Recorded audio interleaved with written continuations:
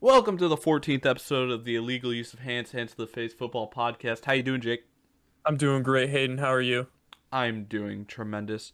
Uh, few interesting pieces of news this week, but mostly what we're going to be touching on today is the fact that we've got to talk about some safeties, and boy, does nobody have the same opinion on any safeties in this draft at all. And just so you know, even probably by draft night, it's looking like we're not going to have any clue what safety will be taken first and what safety will be taken last, and somebody's going to have it completely backwards and somebody's going to manage to have the correct list. So it's going to be interesting to see how that plays out. Yeah, there's potential for a lot of good guys to fall through the cracks and probably go undrafted with how it just seems like there's 30, 35, 40 guys that are all so close and no one has an idea how to rank them. And it's a good thing that we do and we'll have the right rankings for them. Yeah, even though I can already tell that we're going to have stuff that's like completely opposite each other, but we won't worry about that. We won't worry about that at all. No, but I agree with you. I think there was at least 20 guys that I watched, about 26 guys' names that I found, and I'd say I found about 20 guys that I was at least like happy with their play level. There were I watched 30 and there were 25 that I thought, wow, this guy could probably go day 2, if not day 1. And it's just really weird that no one has an idea and some of these guys are projected to go undrafted, and I think that they could go in the first. And then there are some guys that are saying could go in the first that I think should go undrafted. So is this a deep position, or is it that we It it is it it a deep feels position, or is it just that like we're thinking these guys are better than they're gonna be, and it's just like actually a bunch of really average players? It feels to me, my guess is that it's a deep position this year, but it's realistically the first position like we're actually looking at with some kind of idea of what we should expect, because kickers and punters was the first one, and that's Yes. kind of harder to judge. That this is the first position that we're looking at where guys actually could go in the first round. So maybe it's just because we're looking at certain guys that may be considered average. We're like, whoa, this guy's good, and we're not expert talent evaluators either. So it's Well, we kind of are, just, but yeah, well, we are, but we aren't. Um, yeah, just it might be you one of know. those things where the position is not deep or just all average. I think it's just like a toss up for a lot of guys where maybe it depends on the situation where guys land in, if they get the opportunity to play, uh, or what system they're in, that they'll succeed. That might be what it is. It's really interesting for sure. Oh, breaking news. Hold on. Breaking news. Let's see what's happening. Sammy Watkins just signed somewhere, and this will be a great transition into what we have to talk about for the news. But Sammy Watkins is now a member. Did you call this one? He's a Uh, Baltimore Raven. I might have called that. I might have. I feel like I remember you saying something about that the other day. However, that may have not even been on the pod, so can't be for sure. But I think I'll give you credit. Just take credit for it, okay? Act Yeah, like you yeah, yeah. said it. I'm looking at my notes. I don't see that I wrote it down, but I might have said it to you off pod. So. Well, what do you think of that? Right away, we'll hop into some news after this. But what do you think of Uh, that? Well, the Ravens did lose Willie Snead today. He signed with the Raiders, so they had to get someone else. And I just don't know how you expect Lamar to succeed if you're just getting him no one. It Not that Sammy Watkins is no one. He's a good receiver. He's a good third option. He's a But good third option. Oh boy. but in that offense with Hollywood, he's going to be competing with Hollywood to be a number 1 receiver, which he hasn't been since he was with Buffalo. I don't even. I don't think. I think you have to look at the position at tight end sometimes, and I think their Yes, yeah. number one receiver Mark is their Andrews number one is receiver. their number 1 receiver. Yes. So I So think it's kind of Sammy's still okay the for third. them to Yeah. be compliments to him. I don't think either of those guys are looking to be number ones at this point in their careers, at least. So I think they could complement each other. I mean, I have to say this. It definitely helps. I think it definitely improves from where they were before. Are they getting significantly better, like going from like crap to superstar? No, but they've got some at least competency there now, where they may have been lacking before. Yeah, he is an upgrade over Willie Snead. Then the first two pieces of news are running back related, and huge running back news in my opinion. As I on our pod, for guys we predicted on where they would sign this offseason. Mike Davis signs with the Falcons. I got that one right. So you get Ronald Darby to the Broncos, and I get Mike Davis to the Falcons. I did call Darby to the Broncos, by the way. Yeah. And then the playmaker, Damian Williams to Chicago. That's that's scary. Andy Dalton and Damian Williams in the same backfield. Surrounding Andy Dalton with all the weapons he needs to bring the Lombardi back home to Chicago, the Windy City. Oh my gosh. It's a storyline for the ages. Now, I couldn't care less about Joe Flacco signing with the Eagles, but you seemingly have some piece of interesting content from this, so please fill me in.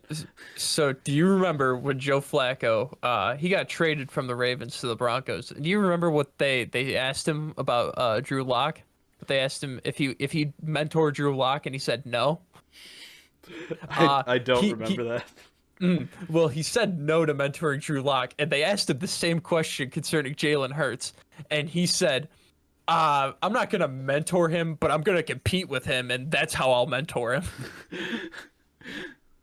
So he learned how to give a better answer without changing his answer. Yeah, Joe Flacco thinks that it's his job to lose there in Philly.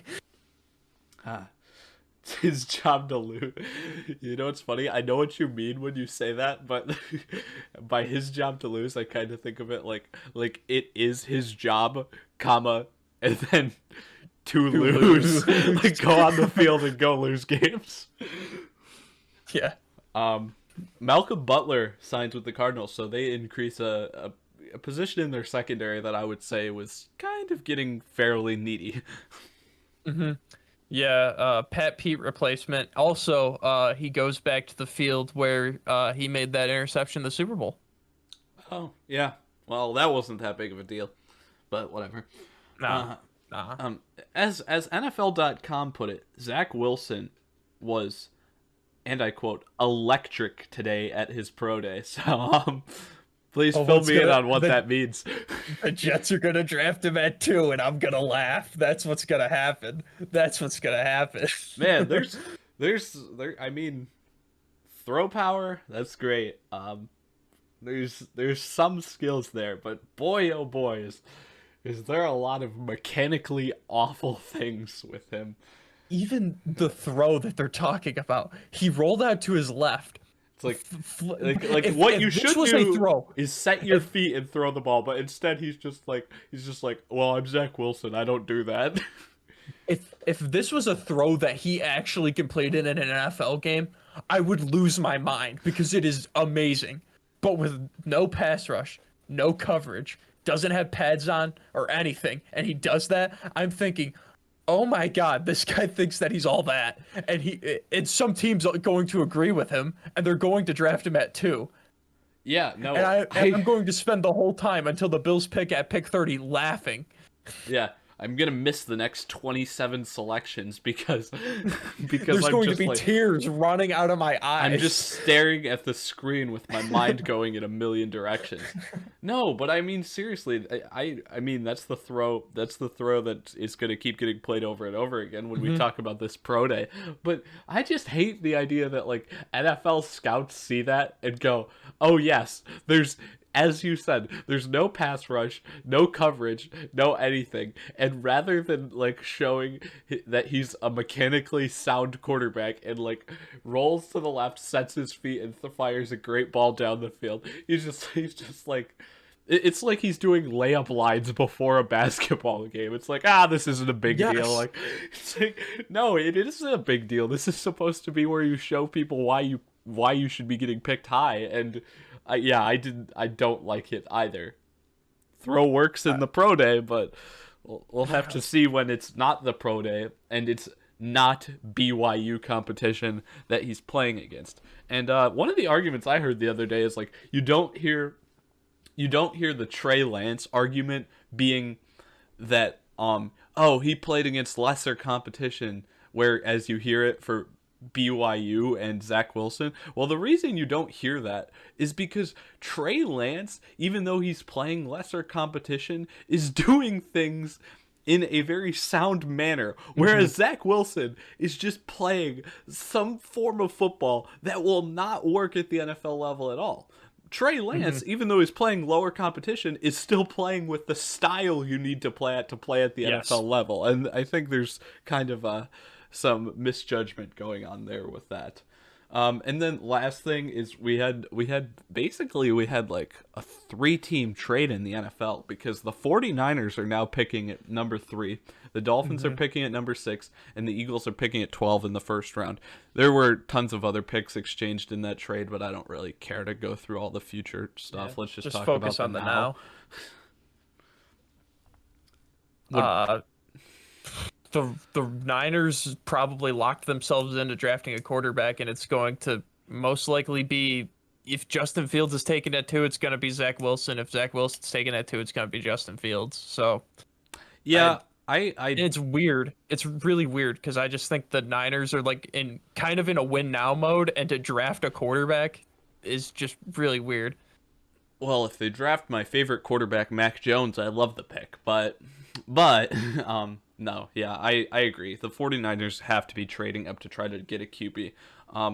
From the Eagles' perspective, it makes sense if they don't really have a reason that they would want to pick that high, and it kind of gets the quarterback question off the table, knowing that Jalen Hurts is definitely knowing that Flacco's there. Knowing that Flacco's there. Yeah, knowing that Flacco's there. Knowing that Jalen Hurts is going to be the starter this season. And meanwhile, I liked the Dolphins trading down, and then they traded back up and kind of double crossed themselves, and I'm like, okay, I like the idea of picking up picks, but then you trade down to trade halfway back. It was weird. I didn't like the way the Dolphins did that. 49ers and Eagles, though, for what they're trying to do, I do like what both of them did. Yes. When I saw the first half of it, the Niners trading up and the Dolphins trading to 12, I was thinking, okay, so the Dolphins saw like what other teams around the league are doing with young quarterbacks, like the Bills. They see it in their own division. Like, you got to surround your young quarterback with tools to succeed. So I'm thinking, all right, this completely removes the quarterback out of the question, everything.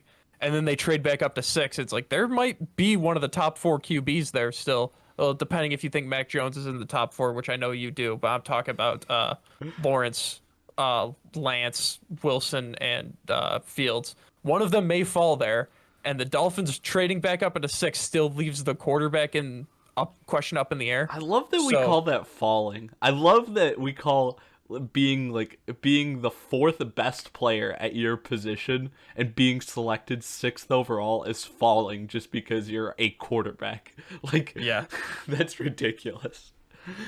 That shows how important it is to every team, though. I mean, you gotta have a quarterback. But everyone's mock draft got messed up today, so.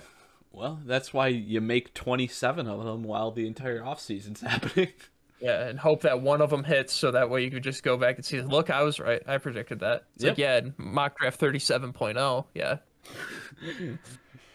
I predicted that back in mock draft 1.0. Never had him going there again in my next 46 iterations, but I got it the first time, so you should listen to me. Okay, yeah, that's all I have for news. Is there anything else that you would like to discuss in the news department before we move on to talking about this very deep position group of safeties for the draft? No, I've got nothing. Okay, how do you want to do this? Do you want to swap back and forth going from 10 to 1, or do you just want to have you do your list first and then me do my list second, or me first and you second? We could swap back and forth. I think swapping back and forth would be easier to follow because everyone like you'd be able to keep up with where we have guys ranked, and we may have 10 completely different guys ranked for us, so it might not even matter. We're gonna. Okay. Do you have any like quote unquote honorable mentions? I had guys. So like of my 26 guys, the bottom 11 guys I didn't think were worth mentioning, and then I've got 5 guys here that I think are just I'm just gonna mention them by name, and 2 of them I'll say like small snippets about, and then I've got my 10 after that. But do you have a list of like honorary guys? Yeah, they're not like going to be the 4 guys that were just outside of the top 10, but they're 4 guys that I want to talk about. Okay. I'll go with my honorary mentions quick. First 3 guys, I don't have anything to say besides I want to mention their names just so that I mention their names in case they're good. Jacoby Stevens, Joshua Bledsoe, and Jamar Johnson I thought were all decent but outside my top 10. Then Reed Blankenship, middle. No, I got 2. I got 2 more still. Just really quick. Oh no. Sorry. Okay. Reed No, it's Blankenship, interesting prospect from Middle Tennessee State, but I don't know. He may have dropped because from what I saw, he had a really bad leg injury, and that may kill his draft stock. But it's kind of interesting. He seems like he has a decent amount of play rec ability. And then the Ardarius Washington, the second safety from TCU that is not named Trevon Morick, is actually a sophomore. And he's one of the only guys that I saw was a sophomore coming out of the draft. And I didn't love him. He's kind of undersized, 5'8", 179. But he's interesting just because he's young. And he's not a terrible player. And since he's young, he may actually be able to develop fairly well. And then the other thing I wrote under him is that whenever I watch TCU, whenever they wear those jerseys and pants with red in them, they look absolutely terrible. Yeah, no, I agree. When I was watching film on them, I was like, oh, the TCU has some good uniforms too. They just pull those out, and it's my like, gosh, just black and purple. It looks so clean, and then they're like, duh.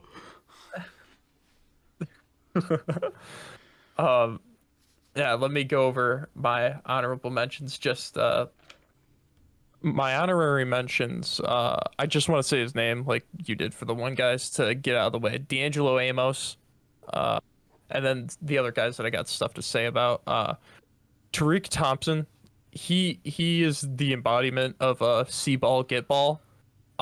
It works with and works for and against him at some points.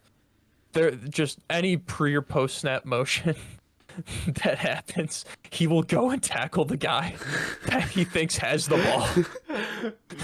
And I don't think that's a bad trait. I actually like that trait. I didn't think it was either. I had him. He's like outside of the top 10, but barely. And just there's some times where I was watching film on him, and he was tackling someone that did not have the ball. And he's great out of San Diego State. Ashari Crosswell from Arizona State. The dude just looks intimidating. He is such a bully at the safety position, which is really weird.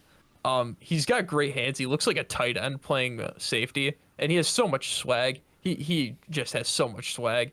And the last guy from Oregon, Brady Breeze. He's the only white boy that I saw when I was looking through the safeties. Oh, and, no, that's why I said Reed Blankenship. He's the only white guy I saw. Brady Breeze has some flow coming out of the back of his helmet. He's a stud on special teams. Like... He was blocking some punts.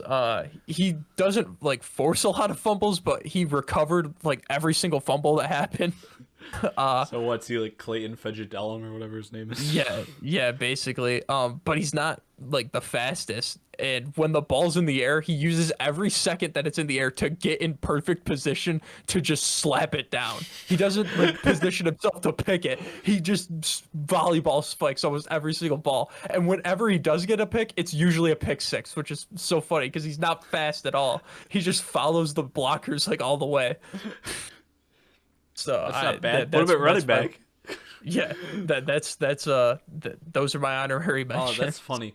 The okay, so the last guy I didn't know about, but that's not a big deal. Is the Amos guy? The Amos guy, I didn't see anything on him. Was he is he potentially related to Adrian? Since I'm that's only because they play the same position. Since I'm asking, I did not see anything on that. It may be.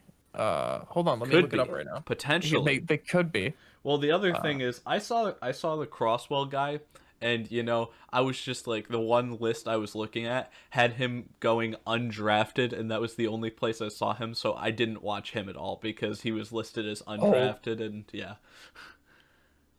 he was a it does treat. not. It does not look like he.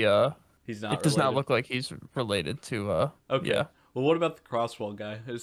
He said he's undrafted, so but I mean, like I said, all these safety lists are completely He inaccurate. So he definitely looks like he's going to be a solid day 3 pick that any team that gets him is just going to be getting a dude. He just every single time he tackled guys with so much power and he just stands over every single one of them. It's not like those guys would get up and shove him like get off me because you wouldn't want to. He's just so scary.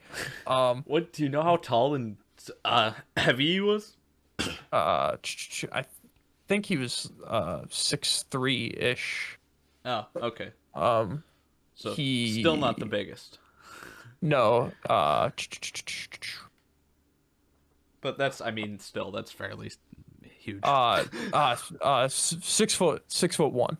Oh, okay. Well, is he just fat then?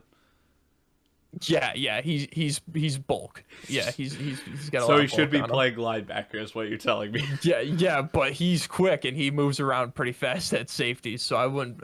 They might move him in the NFL. I hope they don't though, because I need to see that guy moving deep center field. All right, all right. Um, so I've got. Are you ready to pop into your top 10? Like I Yes, said, yes. already expecting like completely different thoughts from Hmm. each of us. Uh, to be honest, I think the further I got in, to this, like the less I wrote about guys because it kind of felt like I was writing the same things. So I same for me. So Caden Stearns, he's number 7 from the University of Texas. He's 6'1" and 207 pounds. He's my number 10 player.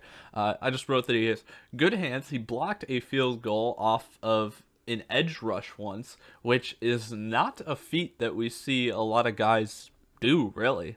I mean, it seems like most of the time nowadays, if we get any sort of blocked kicks, it's usually a big boy in the middle getting a hand up, getting a good push, and then being able to block it in that method. But he actually came off the edge and blocked a field goal, which kind of interests me in the special teams department. And then solid tackler too. So once again, that's another thing that would make him good on special teams.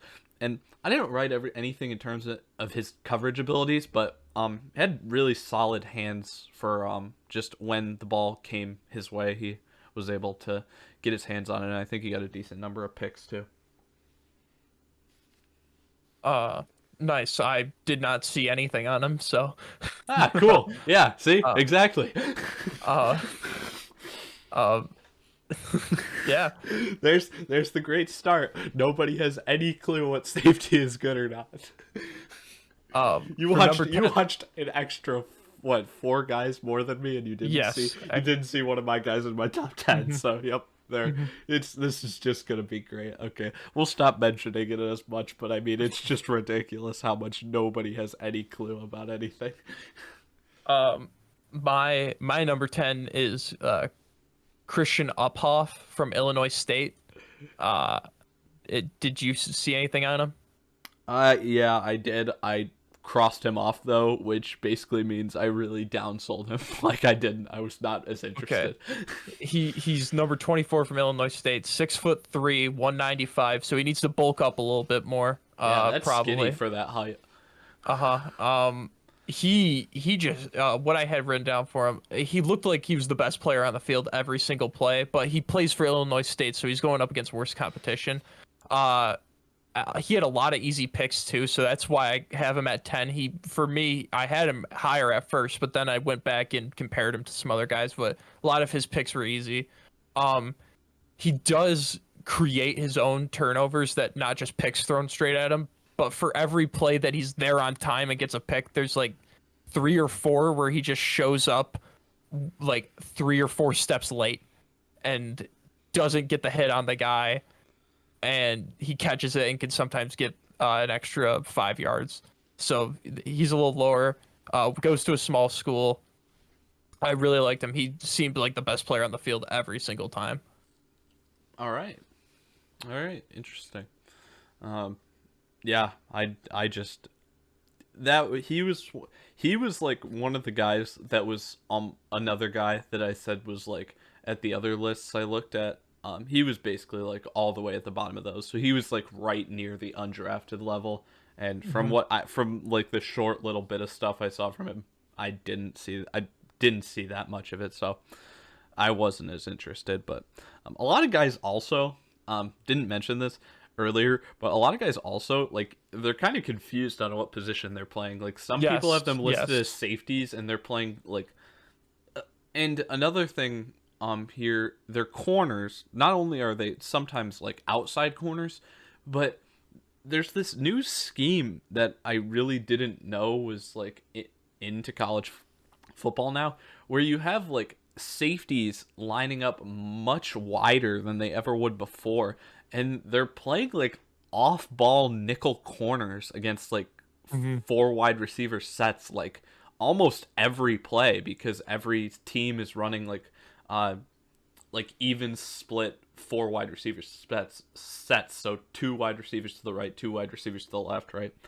And you got this almost kind of in between position they're playing now, where it's not really safety, but it's also not really nickel corner either.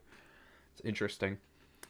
My number 9 guy is Javon Holland from Oregon. He's 6'1", 201, number 8. He got a pick 6 on Anthony Gordon, so I mean, like, that's pretty freaking impressive already. But also, yeah, kind of on interceptions a lot of the time when he would make plays on the ball. There was a decent number of them where he was just getting lucky, and like some quote unquote duckies, haha, get the pun, were thrown right to him. He had a solid punt return versus Auburn. So maybe he has some element of his game that makes him more valuable in the return game. He's a fine player. He does a lot of things decently well, but for some reason I couldn't put him any higher, because like he doesn't have that flash aspect to him that other guys have, where it's like he didn't excel at anything enough that made me go, wow. He made good plays, but never that wow factor. I do have him in my top 10. Not at 9 though, but I agree with everything you said. Okay. At number 9 for me, I have Israel Mukaamu from the real USC, South Carolina. He is number 24. He's 6'4", 205. He is basically DK Metcalf playing safety. Every single time the ball's in the air, it seems like he's in the Matrix and it just moves in slow motion. There are so many times where the ball would be tipped and he's going out there and catching it with his fingertips off the tip and then running it back, and he runs like a horse. He just has these long strides, like DK chasing down Buda Baker on that pick 6. He looks exactly like not that on that pick 6. Not on that not pick 6, yes. And the other thing that I have written down for him is he's a sure tackler. If anyone gets into the open field and they have him to beat, they're not getting past him. He's going to make the tackle. He's slow-ish. He doesn't have DK speed, which I wouldn't really expect him to, because he's not a receiver. He's a safety. But he gets around. He's quick, but he's not fast. I have him at 9. I should probably have him higher, but yeah, I loved every single thing I saw about him, but there was just some stuff where he let the top off a little too much in zone. He would just let the guys run past him, like he got a little lost sometimes. But that's something that he could probably figure out at the next level as well. So what happened here is that this is where I was the point in time where I was like, okay, some of these guys are kind of cornerbacks, But when I got to him, I was just sitting there like, this. Now, once again, I don't know what type of things you're watching, but from what I'm watching, it seemed like he was lined up at corner more often than he was lined up at safety. So I if he's very rarely saw him lined up at corner. okay, well, if he's a safety, I agree with you. I don't have him on my list though, because I'm not Because sure. I understand that. I completely understand that. But he was very good. Now, I don't Mhm. have anything written down about him because I wasn't prepared to talk about him. But what I will say about him is that I think he may actually be like slightly underselling. I don't think he was that slow. And it kind of made it seem like you were saying that he No, was. That's the that's no, the yeah, I only don't. part I have anything to say about what you said about him. Yeah, I don't mean to make him sound like he's a slug or anything. He's fast. It's just there were sometimes problems where he couldn't keep up with the guys he was going up against. That just some Yeah. from what I saw. But if he's playing safety, it matters less than if he's playing corner. Yes, yes. Number 8 for me is Trevon Morick, and Morick I think was the Okay. first prospect I watched. Number 7 from TCU, so he's the guy opposite Ardarius Washington that is somehow thought to be like the greatest tandem of safeties in college football history for some reason at a TCU or something crazy. I don't know. I don't see it that way. He gets up the field really quick. He tackles well in the open field. They got him manned up on the slot 10 yards off the ball, which is weird scheming. And like I said, he was the first guy I watched, and that's where I started to see that. And then I was like, holy crap, this is something that's consistently happening in college football now, which I didn't see. He's got great arm extension on passes, on pass defenses. I think honestly that for what I wrote here is that I think he may be like a really solid nickel corner instead of a safety for some team. He's kind of got that Marlon Humphrey build to him. If they use him in that role, I'm actually a lot more interested than if he plays safety. It kind of he is quick to react to like a lot of routes breaking, but I mean the one thing I see with that is he may be susceptible to double moves. He's explosive in his diving shoulder tackles, and he's the thing that really kept him down for me that I didn't like is it seemed like he was not always reacting to the ball, but he was reacting to the player. And there were a lot of times where he could have made a play on the ball, but instead he was making a play on the player, and it may have lost him an opportunity to get an interception or anything else like that. So he's a good player, but that's basically the only reason that I'm keeping him lower. Because realistically, with the more we have things going towards offense in the NFL, it's like, yes, if you can do things well, if you can stop guys consistently, that's cool. But I guess what you'll see a lot in like where my list goes from here, and the top 7 guys, because these are the guys that I really like after this, is if guys can force turnovers, I'm willing to put a lot more value into them, because I think it's so hard to stop a team on 4 downs now that it may eventually, like sooner rather than later, get to the point where it's more valuable to have players that can figure out how to force turnovers than get stops. So it's like, I can swat the ball down 2 times in a row, but if you pick up 11 yards on 3rd and 10, then it doesn't matter. Yeah. I agree. All right. My number 8 is Javon Holland. You already talked about him. What I wrote for him is he's a turnover machine. It gets inflated though because he has so many easy picks just thrown straight at him. Yep. I noted that I saw some plays where they had him lined up at corner, so he does have that ability to play corner, and there were some big hits that he had, and you already talked about him, so I don't think we need to go much more in depth from him. He's from Canada too. That's another note that I had. I didn't know that. That's Yeah. interesting. makes sense why he's playing for such a northern team then. My number 7 guy was a guy that was also like looked at like low by a lot of people, and I just couldn't believe it. And like I said, this is where it really comes into the turnover department, where it's not not about how consistent they are, maybe or maybe not, but I really liked how this guy was able to react to what he was seeing. So James Wiggins, number 1 from Cincinnati, 6', 205, is my number 7 player. The thing that keeps him lower for me out of the way first is that I really didn't see anything crazy in terms of like some other guys I would see just absolutely kill shot people. He didn't seem like he was laying as much lumber as a lot of other guys. I think there may have been 1 or 2 plays maybe where I saw him kind of getting foggy trying to remember exactly who each player was. But the thing that I loved about him that I definitely know I saw was the fact that he was undercutting routes and making plays on balls that had no business being intercepted, and then getting crazy return yardage on them because of how quick to react to these and how great he was at undercutting these routes. And this is where I talk about the value with turnovers.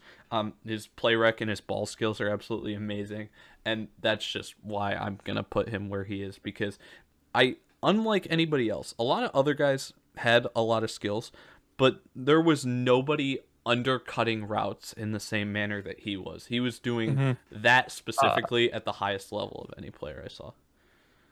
Yes, I have him in the higher teens. I have him at 16. He makes big plays.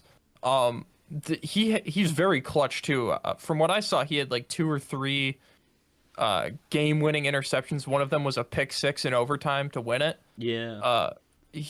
I noted that he's great in man or zone. The one thing that had him this low for me was the same thing. You said you didn't really see any big, like, hard hits. His tackling in general is pretty shaky. I think at safety, it's a little bit more important to be a better tackler than it is at corner, because you're kind of the last line of defense at that point, and you kind of need to make a tackle. And there were some times where he wouldn't be the only guy there, but he just would whiff on some tackles, and I just couldn't find myself putting him in the top 10 if you have that struggle tackling. Okay. Number 7 for me. This starts. I have 2 guys in a row, and you said that at TCU they have the best safety tandem in the league. I disagree. No, I do not. You didn't say that. You didn't say that. Sorry, I misspoke. You didn't say that. You said that everyone says that they have the best safety tandem in the league. That's what you saw. Yeah. The actual best safety tandem in the league resides at Pitt. I agree. I agree with you. I can't remember. I actually think I have one of them. I think I have one of them on here, but I think the other one got left off. I have both of them. What are both? Don't tell me who you have right now, but what are both their names? Both their names are Demar Hamlin and Paris Ford. Yes. Okay, I have one of them on my list still, but the other one barely got left off. Hamlin got left off, and Hamlin also just fell outside of my honorary mentions. But I see what I wrote for him. He was another guy. I wrote great slot cornerback prospect.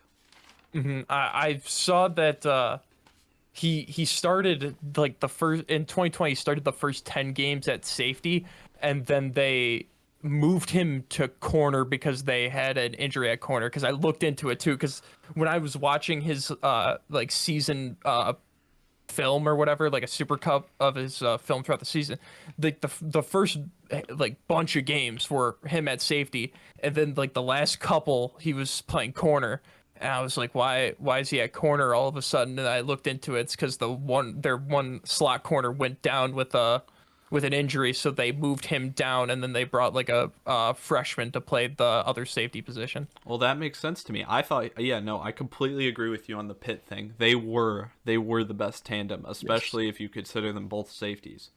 And at 7, I have Paris Ford. Uh, the dude just makes huge plays.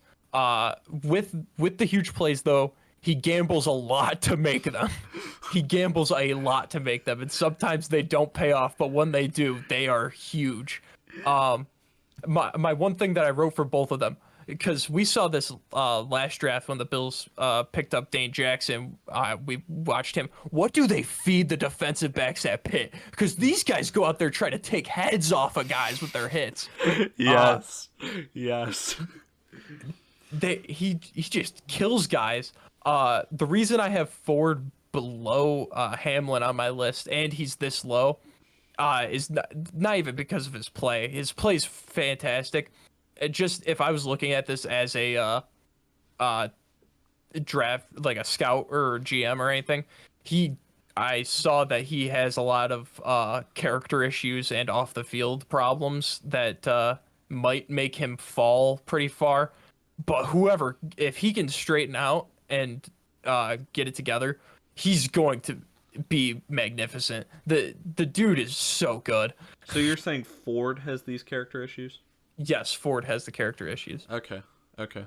Yeah. No, you got some deeper stuff than I did. I was looking exclusively at like play on the field and stuff. And then like I said with the with what we said about, wow, now I'm losing his name again. Not Ford, the other guy. Hamlin is, yeah, I saw those plays that you're talking about at corner, but if he's a safety, along with the other guy you mentioned, the two guys that I like kind of mixed with what position they're playing, I agree with you. They're both probably top 10 prospects and kicking other guys out of this. Mm-hmm. I'll talk about Ford more later though, so hang on. My number 6 guy, Richie Grant. He was a guy I added kind of late in this, because it took a while to find him. He's kind of similar to my number 6 guy, and what I wrote about my number 6 guy is they're kind of like a perfect balance of a safety, kind of a little bit of everything you want in a guy, but with Richie Grant as opposed to my number 6 guy, it felt like he was a little more willing to man up some bigger targets than my number 6 guy was. So I thought Richie Grant was a little better playing man to man, while when I talk about my number 6 guy, he was a little bit better of a zone coverage kind of guy, but very balanced player. And I think he had a lot of promise, even though I'm not picking out a specific character trait to point out of his. It was just like across the board, I thought he could do everything pretty well. I also have him on my list. I thought he was a very very good safety. He also came up pretty late for me too. I don't know why the list I was looking at had him that low. I just, when I saw him, I was like, oh wow. Can't believe it took me like this long to see a guy like this. Yeah. I'll talk about him more when I get to him on my list Who's too. your number 6? Number 6 is Demar Hamlin. I had those two. So they're right next to each other. Yeah, I put them right next to each other because I basically just view them at like 6A and 6B. I put Ford lower just because of his character issues. Hamlin, like I said for Paris Ford, I don't know what they're feeding the defensive backs at Pitt, but those guys just kill people. He had, unlike Ford, who has character issues off the field, and some problem with his coaches. Hamlin just gets juiced like every single play. The guys just rally around him whenever he makes a play. He shows so much emotion. I love it. My one knock on him, he doesn't have like the best hands. There were a couple plays where like easy picks were thrown straight at him and he was dropping them. So if he could get that cleaned up, he's gonna. Both of those guys are gonna be great. And he showed ability to work at corner if they need him to. So he very malleable player that can fit into wherever you need him to. Alrighty. So number 5 for me, fairly similar to Richie Grant, but I like Richard LeCounte, number Mm, 2 from Georgia, 5'11", 190. I like him a little more. I don't know. It may be because of the fact that LeCounte is a little smaller than Grant is, and I think that gives him a little more speed to work with. But he's a really, once again, really balanced safety, and specifically, I think he's a very good zone safety, and he reads a lot of things fairly well, and can get in some passing windows and make nice plays on the ball. yes, I also have him on my list, and I'll get to him when I get to him because I very much enjoyed everything that I saw. Mm-hmm. Um, at 5 for me, I have Caden Stearns from Texas. Oh, Uh, okay. he he big I said big plays do not happen if he is anywhere near them. He just shuts everything down that comes in his zone. He's really, and the other thing that I said was makes open field tackles with ease and force. He just owns his side of the field and doesn't let anyone come in there. And at 6'1", 207, he's got a like decent sized frame to still lay the boom down on a guy. Yeah, he was a finalist for like almost every single like first team and everything, a finalist for the Thorpe Award. Yeah, he was great. Every single year, I think he was like a freshman of the year. He got titles all throughout. A lot of accolades. He's very very good. Nice, nice. Alrighty. Um, Number 4 for me is Paris Ford, where you talked about him earlier. Hmm. Talent wise, number 12 Pitt, 6 foot 190. So kind of lighter, but with that lighter weight, I mean, he flies around the field no matter Yes. what. Like Hmm. there is not a play you see where it does not feel like he's going 115%. His speed is absolutely amazing. He's making plays that a lot of other guys wouldn't. Maybe besides like James Wiggins, who I mentioned earlier. And Hmm. he's a surprisingly strong tackler for how light he is, but I mean, that may have to do with just how fast he's moving when he hits people. Yes. Yeah, I agree. His stuff was great to watch. Yeah. I'll just add quick.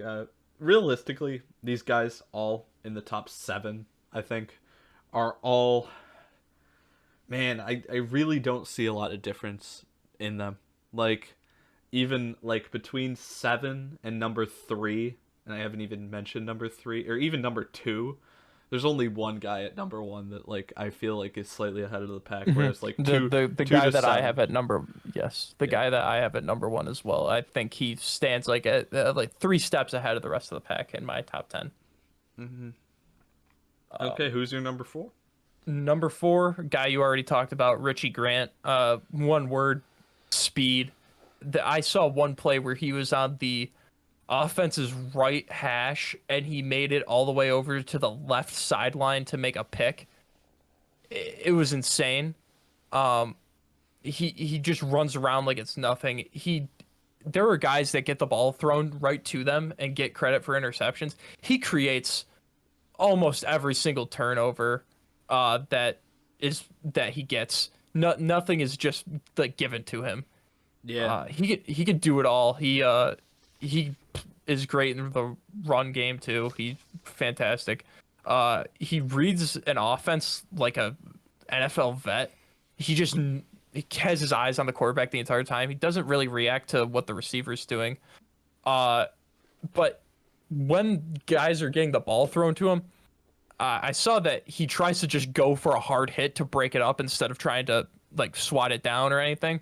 And those hard hits do force incompletions, but they also cause like Marcus Williams missed tackles, digs down the sideline, touchdown type plays where he just whiffs really hard on a hard hit. Yeah. Uh, but I'm pretty sure coaching can eliminate that. I don't know. We've seen it at the NFL level too, so maybe they just don't care about it.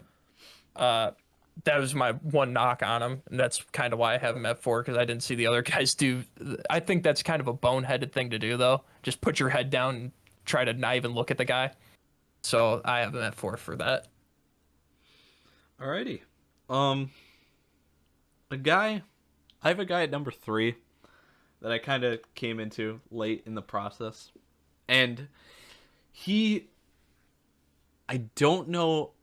I feel I have to say about him, I may be overhyping him. I'll just say it. I probably am overhyping him because of the concept that got drawn up in my head when I started watching him play. And that's Talanoa Hufanga, safety from USC, number 15. He's 6'1", 215. So Troy Polamalu went to USC and was about 5'10".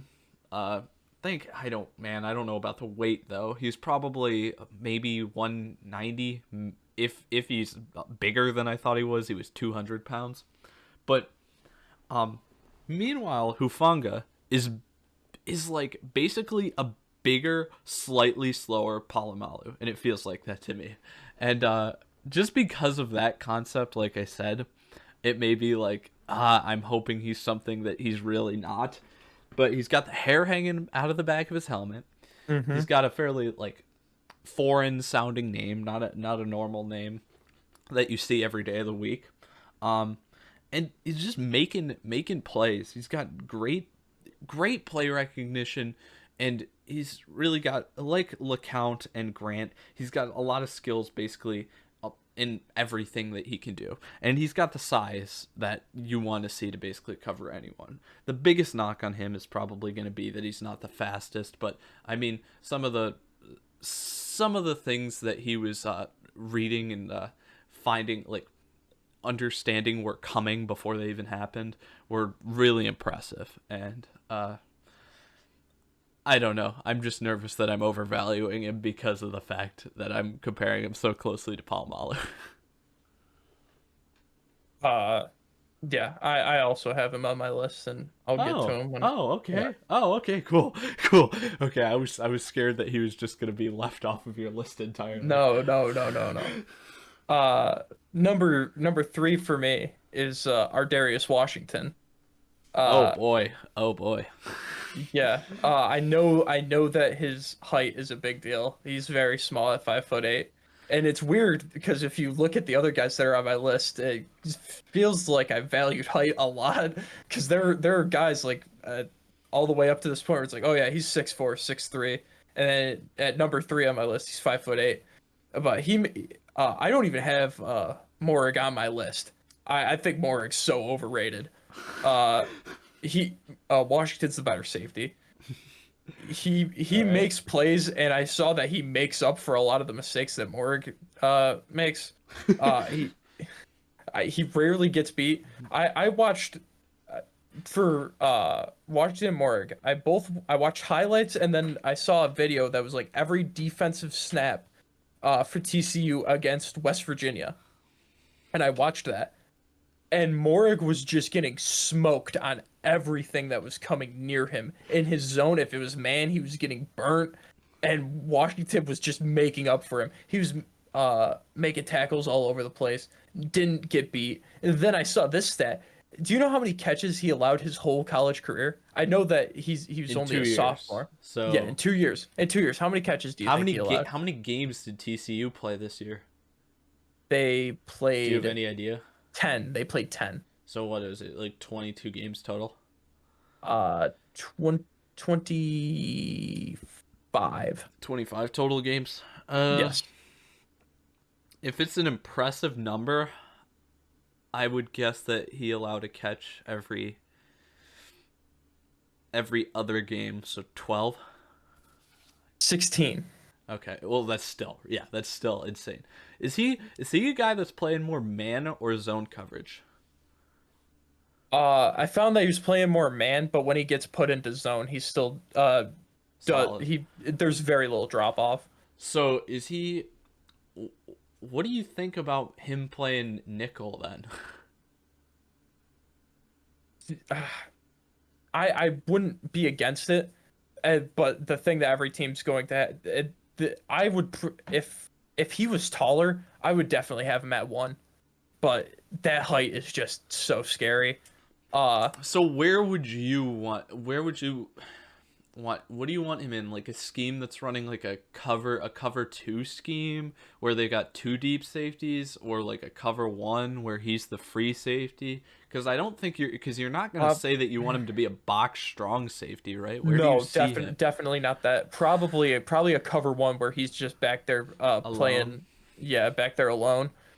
Okay. Uh, because I found times where TCU was playing cover two, and him and Morrig were both back there. It got crowded, and I don't know if that's just because Morrig is bad and he was running into Washington's zone a lot and just like not like transitioning well and like carrying the guy over to his zone and then going back. They just seemed like they were both together all the time, and it looked very cramped. And maybe that's why I felt like he wasn't excelling as much as he was when it was just in man, uh, compared to zone.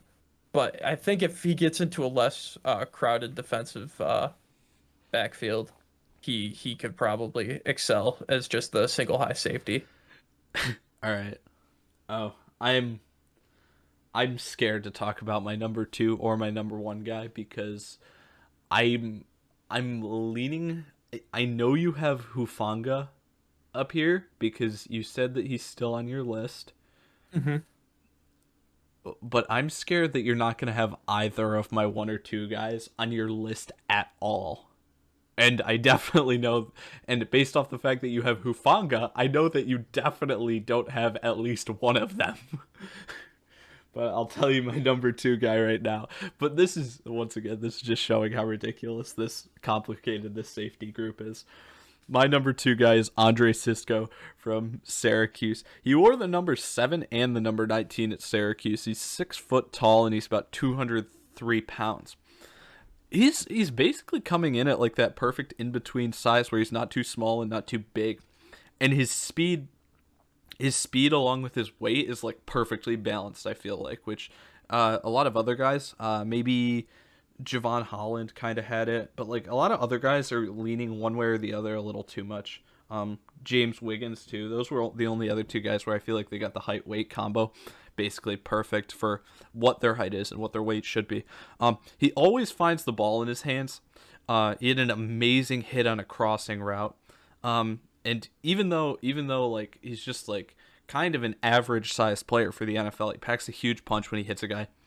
And then just the fact that in 24 games, in 24 games in his college career, you said the guy that you were really impressed with had 16 catches allowed. Well, I mean, it's kind of a slightly more important stat than catches allowed, which based off what I said earlier, you could argue it, but based off what I said earlier, is he forced 16 turnovers in 24 games. He got 13 interceptions, forced 2 fumbles, and recovered a fumble. He's an absolute ball hawk. And even though sometimes there were instances where it was like, okay, that wasn't like the craziest read ever, to make a play, even if you say like 5 picks were like lucky in his hands, that still means that in every third game he had a pick that was because of what he did. And I just, there's something about being able to force that many turnovers that, even if you want to argue that some of them are because of luck, I just can't see it. And I think that there's something to be said about being able to find a guy that finds his way to the football and can make a play when the football is near him. So that's why he's my number 2 safety. Hmm. I have him at 12. Uh, Okay. I did I he hits hard too. I did put that he's a ball hawk. He's got hands like a receiver. He led the nation in picks in 2018. That was his freshman year. Yep. He led the nation in picks, which I thought was insane. Uh yeah, I think I just have him this low. I wasn't really blown away with much. I know that he forces a lot of turnovers, but I think well, he's not that far out of the top 10. He's at 12. Uh, and he probably should be at 11. I have Morick at 11 on my list because I felt like if I didn't put him like just outside the top 10, I'd be like, yeah, people are gonna just think I'm an idiot if I don't have him there, because since he's like the consensus best safety, and I just think he's terrible. But I have him at 11 and Cisco at 12. But Cisco should probably be at 11. Who's your number two? Number 2 is Richard LeCount. Okay. I have in all caps here with 3 exclamation points. The boy, or not the boy, flat out balls. Sorry, I have another thing about him. That boy is the hardest hitter. That's another thing that I put too. He's got dynamic speed, and he's just like a specimen. When I saw him play, he just was doing everything to the max, and it's not one of those things where play hard or like play fast and we'll correct the mistakes later. He just doesn't make mistakes. He's reading offenses like a book, and he's doing it at 150%. It's just mind-boggling that he's flying around there, knocking helmets off of guys, and he's doing everything like to a T. There's nothing that he's like blowing a coverage or missing a tackle. He's doing everything sound, but everything to the max as well. Alrighty. No, yeah, I mean, Richard LeCount, I definitely would be, like, if he was on my team, I would be happy. I would be happy to pick him instead. Yes. No doubt. He's in this upper tier, guys, that's like, yeah, I'm excited about him. Oh, man. Now I know you're number 1, but now, oh gosh, okay, I gotta talk about my number 1, and this is just awful. Okay, so before the podcast, I said to you before we started, so like nothing that anybody's heard so far. I said, because here's my thought process. I'm like, who's the guy you thought was the worst at everybody watched? Because I'm like, there's no way that we can like completely disagree on somebody so much. And you literally chose my number 1 guy as the worst player. And I'm like, oh great, now I have to wait until we get to my number 1 guy to actually answer him at all. But I can at least tell you why I think that, and you can tell me why I'm completely wrong, because we're obviously not looking at the same things, just in how you've talked about guys and how I've talked about guys. We're not looking at the exact same thing, so maybe you can inform me a little bit on why he's so terrible. But my number 1 guy is Hamza Nasiruddin. Now, even if you can't say his name, I don't think you can count that against him quite yet. No, he's number 23 for Florida State University. He's 6'4" and 220 pounds. I don't think, before I even say anything about him, I don't think that you could get a closer reincarnation of Cam Chancellor than this guy is. And the thing that's crazy is I actually think that he may be better than Cam Chancellor was. He forces fumbles the old school way. He's not necessarily, he can, but just the first thing that I'm talking about, he hits guys so hard that they drop the ball when he's not even making contact with the ball. Like, he's just hitting them that hard with his size and his speed. It's an insane combo that rarely comes around. And even with that, he's still great at picking off the ball. His coverage, from what I've seen, is really close, tight coverage. There's no one that I would be like afraid of him lining up across from. Like, I don't think he's slow. He'd even be a great linebacker because he has the size to do it. And even when he pops up off the ground, he pops up and he's ready. He was like, he would like, actually, there were some points where it was like he couldn't do anything, and he would take the brunt of a hit, and it would be like, ah, geez, that's gonna take a second to shake off, like at least like 1 or 2 seconds before he gets off the ground, and like the other guy who hit him hasn't stood up yet, and he's already back on his feet, standing over him, telling him about why he's trash and he's better than him, and I just absolutely love the swagger that he played with. And even then, even though I mentioned earlier that there are points and times where it's just his hit power is absolutely insane, that is making people drop the ball, he's still very good at getting his hand in on the ball, whether that's to knock it out and force an incompletion or force a fumble. But I'm gonna need you to tell me why he's so terrible now that I know right, he's your let me least favorite player. Well, I don't have him as my worst. I because the other two guys that are below him that I saw mainly just played special teams in college, and they were ranked on the list that I looked at. He's ranked 28 out of 30 for me.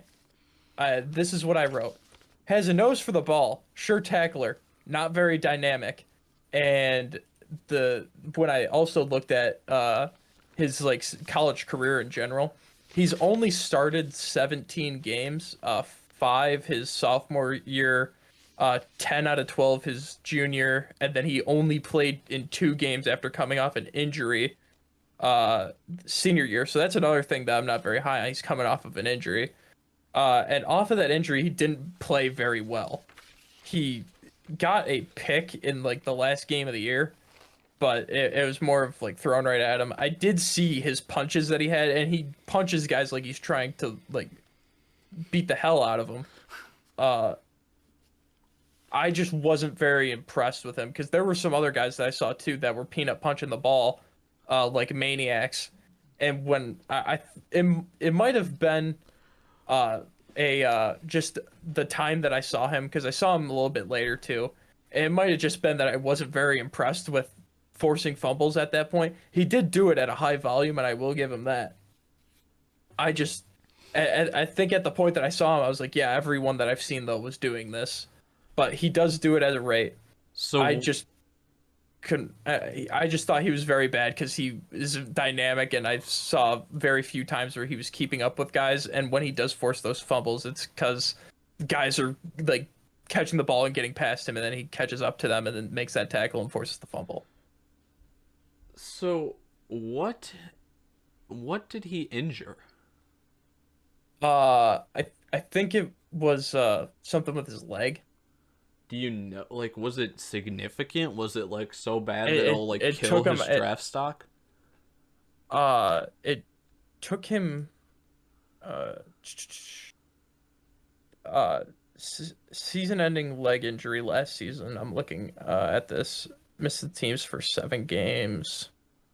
Yeah, season-ending leg injury. So So it doesn't say it. Whatever. it isn't. All right. Well, Yeah, season ending's a pretty big deal, which, like I said, I wasn't looking any of that stuff up. So Yeah. So I even mean, but okay.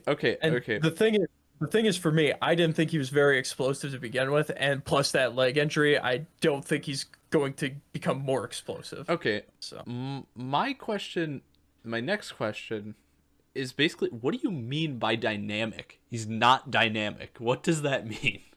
he lacked a lot of explosiveness, couldn't keep up with guys. When I saw him support the run game, he was just getting bullied by running backs.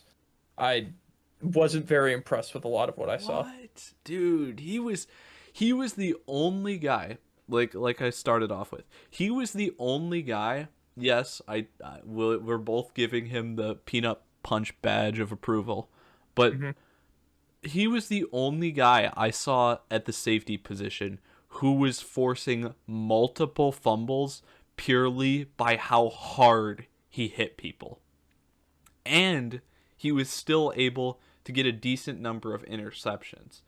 And although I think that the number of games thing is scary in terms of injury and him not being on the field a lot, I think it's kind of also a part of it that makes it more impressive, because you look at how many highlight reel plays he has, and he hasn't been on the field that much. That's really impressive. I think the upside is definitely worth the risk. All right. I don't think so. But that's what this is here for. I mean, well, like with our whole list we said at the start, uh, we're not gonna. I'm surprised with the amount of guys that we did agree on that are I on our list. actually was too. I was surprised. I'm just awesome that it's completely screwed over by like if we got so close to like having like such similar lists, and then this one is making it just completely different. But I gotta hear why uh Hufanga is number one for you. It's Troy Polamalu. The Okay, dude's so it wasn't just me. no. It wasn't just you. He is Troy Polamalu. I was seeing plays that he was making. That dude's instincts are off the charts. He was getting plays and he's reaching down and picking. They're like he's getting Troy Polamalu picks. They're a blade of grass above the turf, and he's picking it off before the ball touches, and it's insane. When he's running it back, he's like a running back. He's juking guys out, following his blocks, holding on to like defensive linemen's jerseys to like throw them in a To be position to fair, block for he's him. probably better than Palomalu is at returning Yes. interceptions, because Palomalu literally would just cut back and forth, like not even worrying about where blockers were. He was just gonna swerve back and forth for like and gain like he'd run 40 yards to gain 2 yards on the field. Mhm. Uh, I put that he's a jack of all trades. I saw plays where he was lined up at safety, at linebacker, at corner. They had him all over the place. He can rush the passer. He's super solid in the run game. Best guy that I saw in the run game out of any safety. Uh, he could do it all. Uber athletic. Yeah, and my the last thing I said, can run the ball back like he's a running back. Just so many pick sixes that he had where he's grabbing the back of like defensive tackles jerseys. It's like, all right, wait. Like Le'Veon Bell just wait, and then like pushing that guy in a direction, not like actually shoving him. Though there were some times where he's just making like, just throwing D linemen into like quarterbacks. Like, basically that's like, basically get what he was him! doing. That's basically what he was doing, and he's just got light on his feet, tiptoeing up the sideline. I'm talking like he's a receiver, but the dude just it feels like he could play every single position on the field. Oh my It, gosh. I as soon as well, I saw USC and I saw like a Pacific Islander name. I was like, oh. So, like I just said as a joke to myself out loud, I'm like, "Oh, Palomalu Jr." And then I see the first play that he makes on like his highlight reel. I'm like, oh, Palomalu Jr. Okay, Oh boy. it was insane. I don't understand how scouts and like lists don't have him in at least the top three. They have Trevon Morick at number one, and Yeah, they're letting no, this guy be like a he's day not. three pick. He's I not the have best no, safety. I He's don't not the best understand safety it. at all. And I mean, like even guys that we didn't really disagree on, like I think we're completely on the same page in saying that like Richie Grant, Richard LeCount, Paris Ford, and Talanoa Hufanga are all just like significantly Mhm. better than Trevon Morick is. Yes, yes, Like, yes. yeah, we're both on the same page for that at least. Meanwhile, this other guy that I put at my number one spot is more um questionable, but like yeah, in terms of other prospects that we have no doubt about, yeah, there are definitely other guys that no doubt are better than Trevon Morig.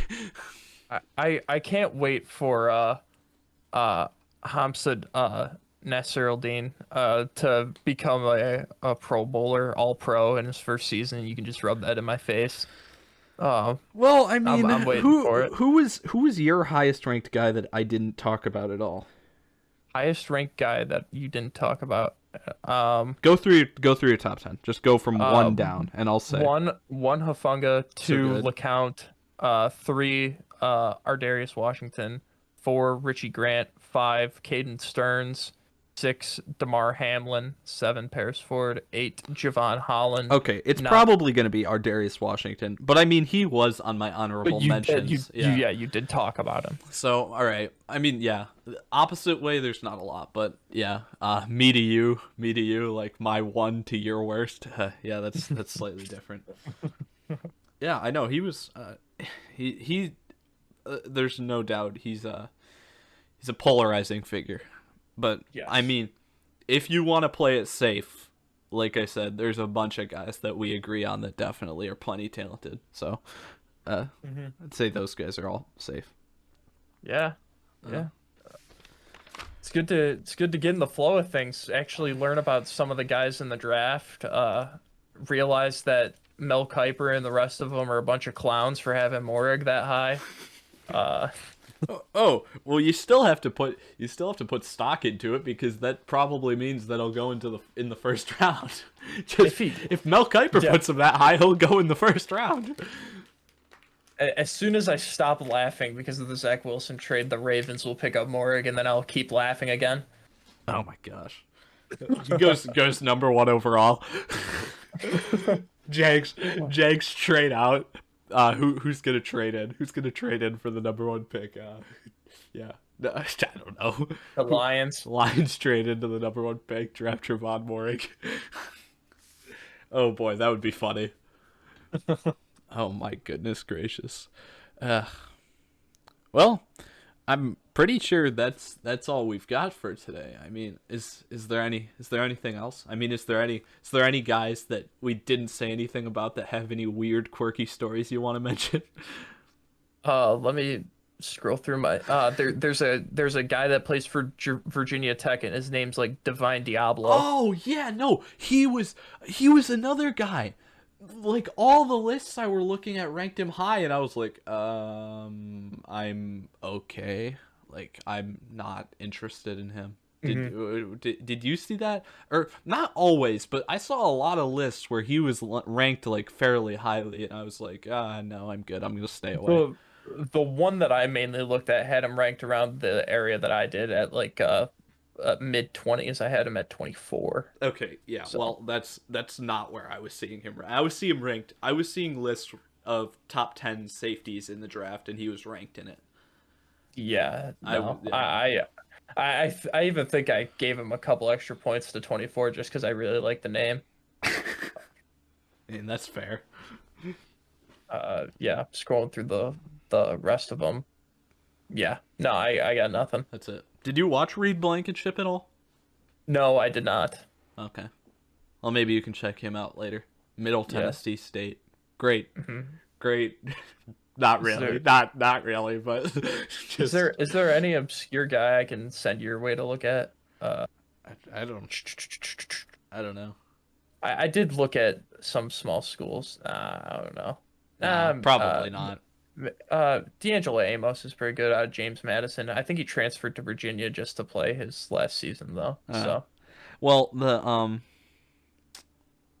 the thing I was gonna say is, like, I don't remember how much safety stuff I took a look at last year, but like didn't the Patriots draft like a D2 guy in the first round? Yeah, Kyle Duggar. Yeah, like, I think the safety class this year is safe to say better than last year. Even if it isn't clear at all who the top 10 guys are. And another name that I love too, because you brought up Kyle Duggar. There's a guy, his name's Kyle, KY''EL Hemby from Southern Miss. He's really good too. I think I wrote the most out of any guy for him. I gave him 3 full lines. What's his ranking in your number then? 25. Yeah, we're cutting it here, okay? Oh, yeah, okay, yeah, let's cut it here.